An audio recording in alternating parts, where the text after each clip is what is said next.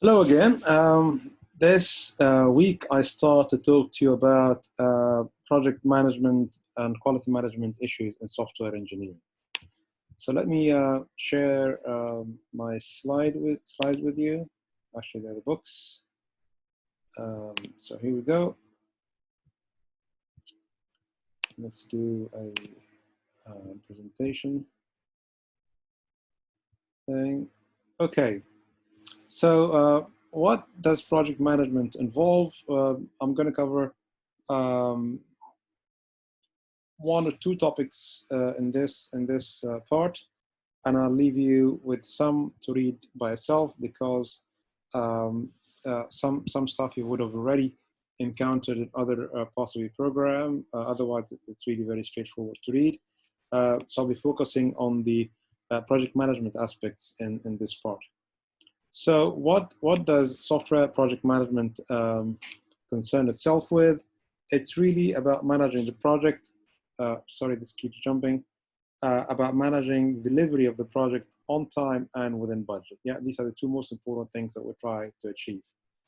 And completing the development within the schedule and the budget constraints. Yeah, as in any project that you're trying to do, you're building a ship, you're building a house, you're constructing software. You need to fit your development activities within a certain time scale and certain budget. So as well, of course, as coming up with the required quality that the clients would find it satisfactory, and therefore your product will be successful in its environment. Okay, so we need to deliver the software on time, within its budget, keeping the cost within budget. So there's an element of controlling costs and monitoring costs here to deliver software that actually meets its expectations and requirements. And obviously, we want to do that via maintaining a coherent and well-functioning team. Because at the end of the day, software is developed by teams. So you really need to pay attention to the team management side and team organization side of things. Otherwise, you're not going to get any of these success criteria realized.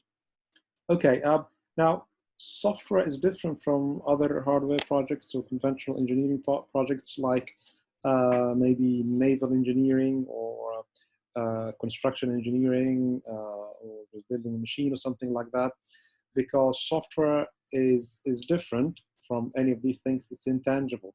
You cannot easily assess its properties. You cannot assess its volume or weight or behavior. So you need to cater for that and use the appropriate techniques. I'm sorry about this thing keeps jumping. Anyway, if you have the slides, I'm looking at slide 5 now. Actually, I think I'm just going to stop the presenter view. I'll just go back to the conventional thing that I've been using with you. Sorry about that.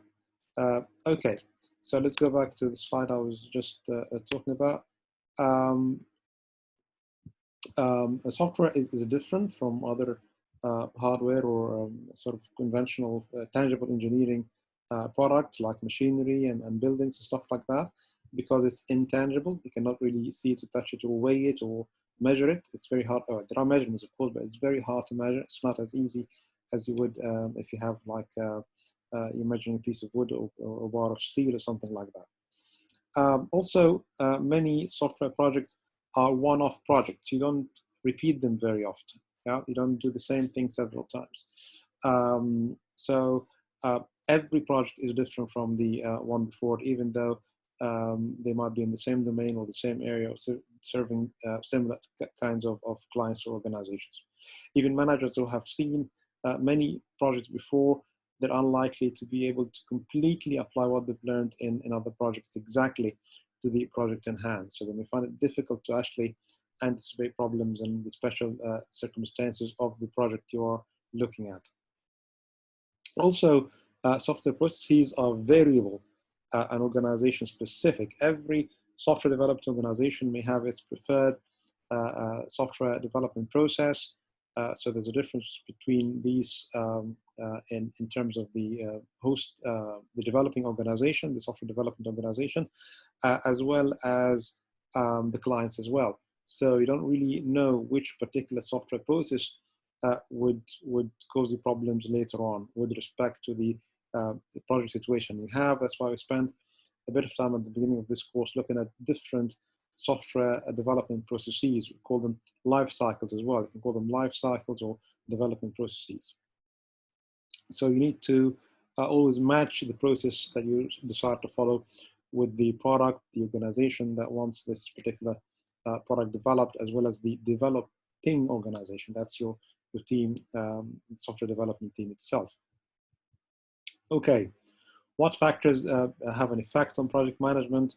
The company size, the software development company size, the software customers, the clients you get developing the software for, the actual software size in terms of the bulk of the code. Usually the software size is measured in terms of lines of code. So how many lines of code it is. It could be very, very large, huge, and complex. It could be simple. All of these things would influence your project management activities and what tools you decide to follow. Also, the software type. What type of software is it? How complex it is? Is it an embedded system? Is it a safety-critical system? Is it a commercial application system? Is it a mobile application? Is it an online desktop or whatever? All these peculiarities of the system you're developing are likely to affect your project management techniques, as well as the complexity and ease with which you can develop various estimates that help you in managing the project. The organizational culture. What sort of culture is it? Is it very formal? Is it sort of very hierarchical? Is it rigid? Is it flexible? How are the communication lines? Are they formal or informal? Again, these are aspects that would affect your project management activities and outcome, as well as what I've just mentioned about the software development processes you're going to follow to develop the software. When I say processes, I mean the overall lifecycle model, the overall process for the entire project that you decide to adopt, as well as processes within each particular phase or activity. Right, so these factors really mean that project managers in different organizations may do very different things, work in very different ways, but normally it's actually a very well-paid role. What are the management activities you do anyway, whether it's software or something else? Any manager needs to plan the project. Obviously, I'm talking about project management in particular. Need to plan the project, like estimating the time and cost and effort, scheduling the activities against some kind of timeline, assigning tasks to people, managing those people, scheduling them, etc., etc. These tasks are developed or discussed more fully in chapter 23. Also, you have risk management, because essentially when you're planning a project, you're looking into the future. There are so many uncertainties and things that you cannot be absolutely certain about.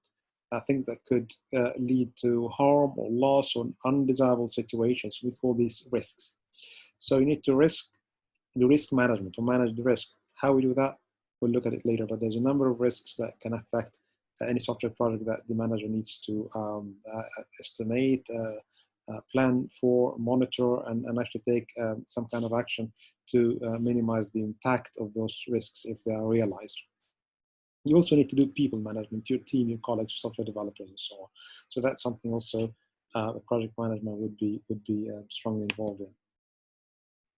The management has to do things like reporting progress, reporting things like consumption of budget, how much are you, what rate are you burning budget, how much you've got, if there are any alternatives that should be contemplated and decided upon, etc., etc.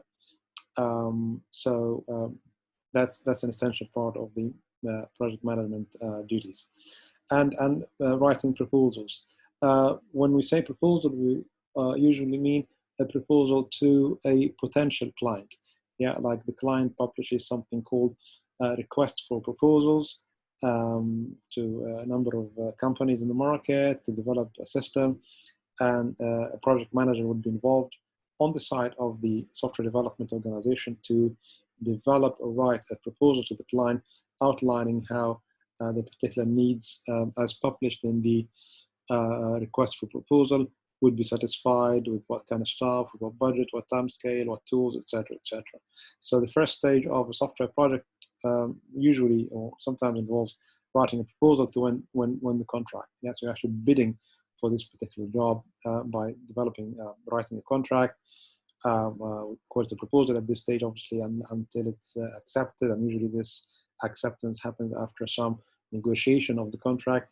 But you also need to put in some cost estimates, obviously counting in a particular profit margin that your company wishes to achieve. Now, risk management.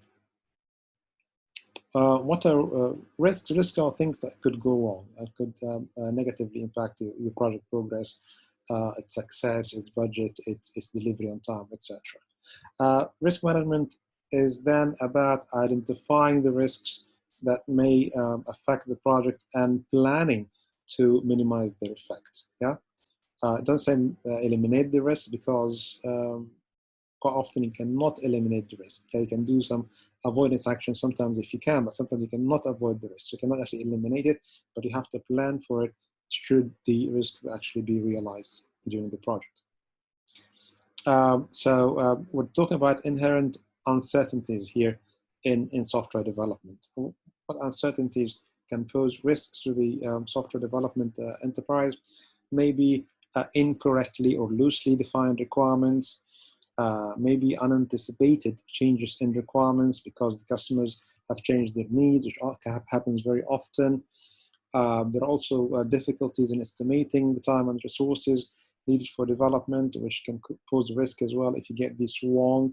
So if you, for example, estimate the time and cost incorrectly, and you actually contract to deliver software at a particular cost and you exceed the development cost, then your profit can drop substantially, if not eliminated altogether. You can even lose money on the job if that is not that risk is not taken into consideration.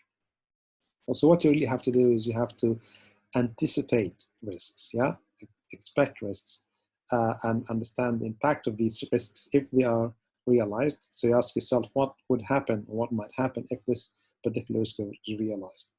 Yeah, so there are risks that could impact the project itself, the product itself that you deliver at the end of the development project, and business, and the business itself, the actual organization that's gonna be developing or hosting that software. So you need to take the steps to do something about dealing with these risks and minimizing and mitigating their effect. Well, there's a classification here into project risks that affect schedule or resources. Resources usually things like time, machine time, development tools, people, budget, etc. There are project risks that affect the quality of the resultant product, that is the software itself, in terms of maybe it has poor performance, or the performance is unacceptable, or the functionalities are incorrect, etc., etc. And then business risk that can affect the organization, either developing the software or actually purchasing it, procuring the software itself.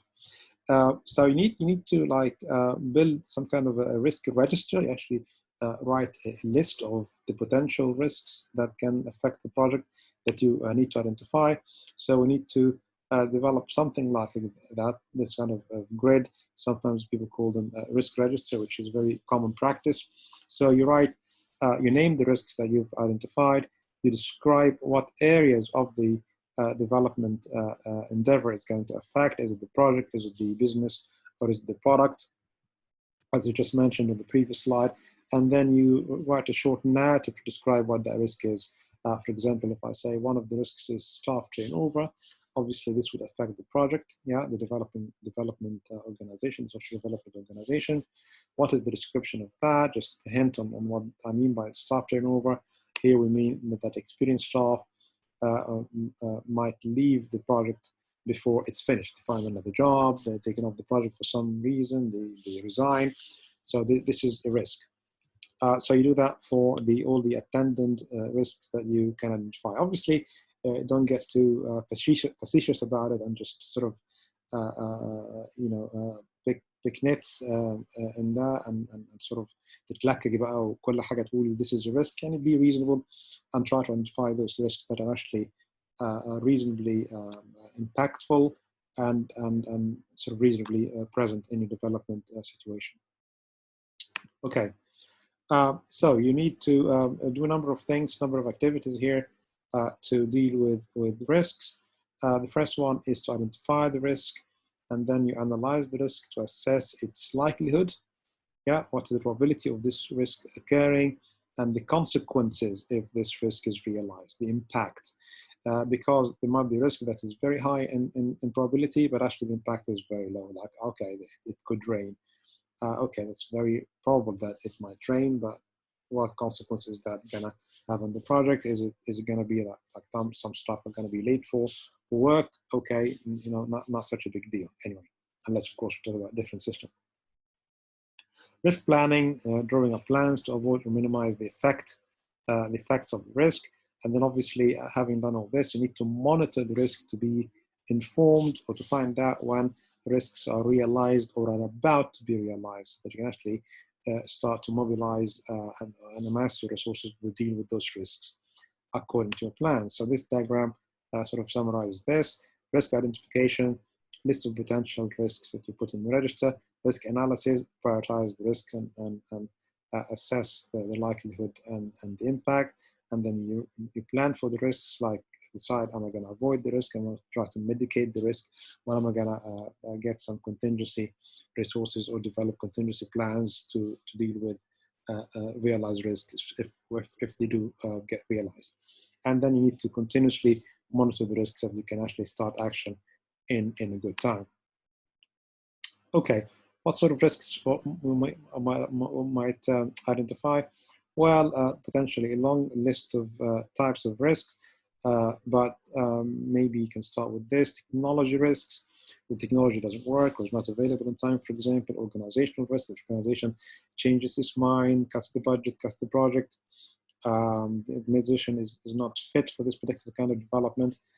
People risk: people leaving, people getting angry, people are not skilled enough. We cannot procure or recruit staff who are skilled enough for this job. Requirements risks, which I mentioned earlier, like requirements changing, being volatile, or new requirements, etc. Estimation risks: that's a very real risk about getting your estimates wrong. And the estimates are normally for things like the effort it would take and the schedule it would take to develop the software, the cost that would be consumed. This is a really very serious business risk through the development organization, and you try to minimize that and maybe develop contingency plans and budgets if you can. Possibly also you can talk about financial risks, running out of money or not having allocated the promised or the expected budget, for example. Estimation risk, like another type of risk is social risk, like the software not being accepted by society or by the people and social system in the host organization. Following that, you need to here's like the checklist of the risk types on the left, and then some sort of decomposition or identification of risks under these categories. As I said, these should end up in some kind of risk register that documents the risks that are there and describing what the potential and what the probabilities and the impact. Then you need to do risk analysis, coming up with the probability of the risks and how serious it is. And then if you need to decide if the probability is very low or moderate, high or very high. And then you need to estimate the consequence of the risk, what kind of impact it might have, etc. I'll just stop here very briefly, and you can stop the video. So for each risk type, we need to look at both the probability of it happening, which may be very low, moderate, or high, or very high, and also the consequences or the impact of that risk realizing, which might be insignificant or moderate or tolerable, serious, or even catastrophic, going from the least to the most impact. So you put this in a table. You actually list the named risk types. Obviously, you need to give them a number, because if you remember from requirements traceability and configuration management, we really need to track absolutely every item in the in either the requirements or the design. In this case, the risk register. So each type of risk would have a unique number, and obviously a text that describes it or names it. Then we assess the probability of it happening, low, moderate, high, very high, and then the effect if that risk is realized. For example, if we find that it's impossible to recruit staff with the skills needed for the project, and this has a high probability of happening because we know, for example, that there's a shortage of skills, then the impact of that would or could be catastrophic. So, and so on. Sometimes the effect is not great, so we say it's insignificant or tolerable. So we need to balance things, and according to the balance of the probability and the effect or potential impact, we start to design or come up with various risk management and risk mitigation strategies. So start to plan for how we're going to deal with that risk if it's realized. Sometimes, of course, you do something like avoidance or minimization to make sure that the or to reduce the likelihood or the probability of it taking place. So we consider each risk and develop a strategy to manage it. One category of strategies are about avoidance, so just completely not bear that risk at all, not be exposed to that risk. So, for example, if the risk of not finding staff is high and the effect is catastrophic, well, then say then it's likely to happen, and it's likely that the project would grind to a halt. So why don't we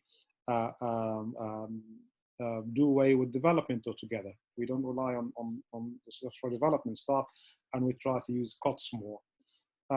If you remember, COTS is commercial off-the-shelf software, so we buy ready-made packages rather than write them from scratch. Okay. Which